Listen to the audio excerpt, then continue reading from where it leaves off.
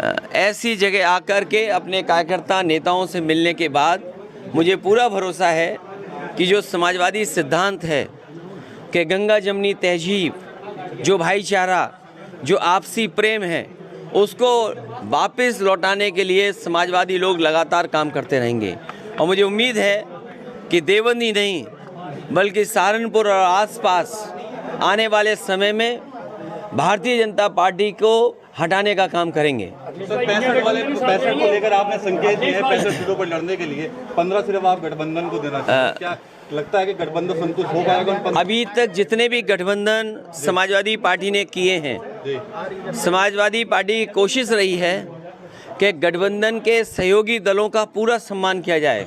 और मैं आज आपके सामने कह रहा हूँ, और जो भी हमारे गठबंधन के साथी हैं कभी पहले निराश नहीं हुए, आगे भी निराश नहीं होंगे। नहीं, सवाल देखिए, ये जो गिनती है वो इसलिए भी थी कि वहाँ पर जो लोग, जो प्रदेश के काकांडी के लोग आए थे, उन्होंने, कई लोगों ने कई तरह के सुझाव दिए हैं कि समाजवादी पार्टी को इतनी सीटें लड़नी चाहिए, समाजवादी पार्टी को इतनी संख्या की सीटों पर दावा करना चाहिए। लेकिन मैं आपसे कह रहा हूँ, अभी तक जितने हमने गठबंधन किए हैं, कोशिश हुई है कि किसी गठबंधन को जो साथी हो उसको निराश ना करें। और हमारा गठबंधन और पीडीए स्ट्रेटजी, पीडीए ही हराएगा एनडीए को, क्योंकि एनडीए के लोगों ने धोखा दिया है पीडीए के लोगों को। पीडीए के जुड़े हुए लोग, उनको धोखा मिला है एनडीए से।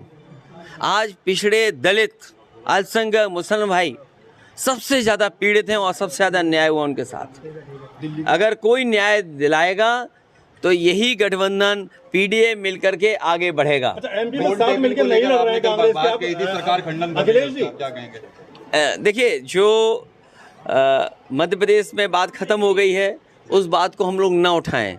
ये शायद हमारी समझ के बाहर था, या हमने ज़्यादा समझ लिया हो और किसी के साथ बैठ कर के ज़्यादा भरोसा हो गया हो। इसलिए मुझे लगा कि मध्य प्रदेश में अगर उनके लोग बातचीत कर रहे हैं तो हमें साथ लेकर के चलेंगे, क्योंकि ये बात साफ हो गई है कि स्टेट लेवल पर कोई गठबंधन नहीं है। तो कोई बात नहीं, गठबंधन नहीं है, लेकिन नेशनल लेवल पे जो गठबंधन है उसको पीडीए स्ट्रेटजी के तहत मदद करेगा।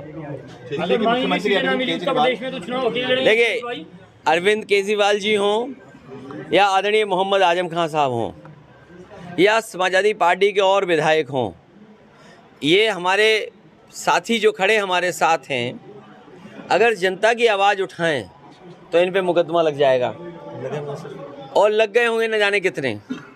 ये आवाज़ उठाएंगे तो 20, 25, 30 मुकदमे इन पे भी लग जाएंगे।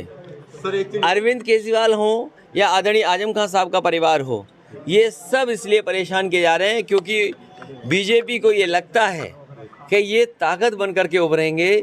अगर इनको दबा दोगे, यहाँ इनको डिमोरलाइज कर दोगे तो इनका दल पूरा डिमोरलाइज हो जाएगा।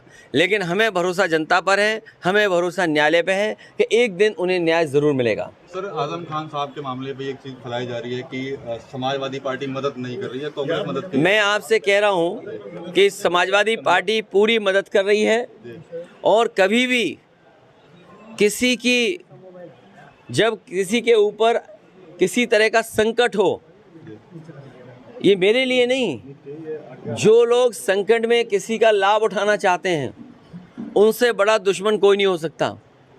समाजवादी पार्टी मदद कर रही है और मदद करती रहेगी। आखिरी सवाल सर, 2024 के लिए देवबंद से क्या मैसेज दे रहे हैं आज? देवबंद वो स्थान है, देवबंद वो पवित्र स्थान है जिसने सदियों से अपनी संस्कृति, अपने ट्रेडिशन को बचाया, लोगों को शिक्षित किया, जागरूक किया, और समाज के लिए, सुधार के लिए सबसे बड़ा हथियार अगर कोई चीज़ है तो वो शिक्षा है। यहाँ के ज़मीन ने, यहाँ के तमाम पूर्वजों ने बहुत लोगों के जीवन को बदला है, और यहाँ से समय समय पर संदेश दिया है। जो अपनी हेरिटेज, अपने ट्रेडिशन, अपने कल्चर को बचा करके चलता हो, वही आगे खुशहाल होता है, तरक्की करता है। ऐसे पवित्र स्थान पर, ऐसी स्थान पर जो न केवल देश और दुनिया में संदेश देता हो, वहाँ आकर के हमेशा खुशी मिलती है।